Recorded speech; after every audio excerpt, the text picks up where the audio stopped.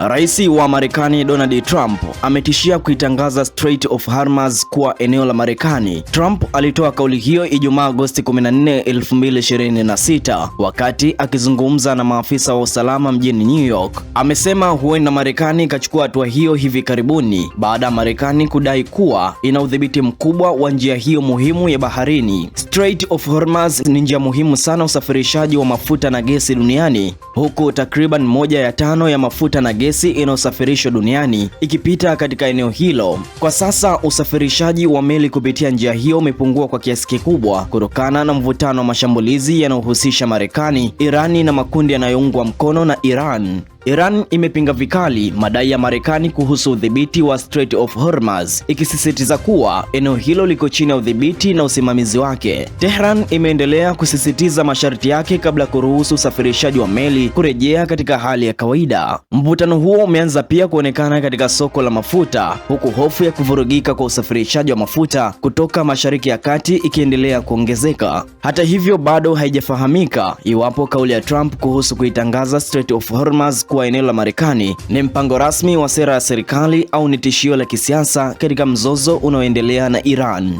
Mimi ni Salum Ibrahim, hii ni UNDTV.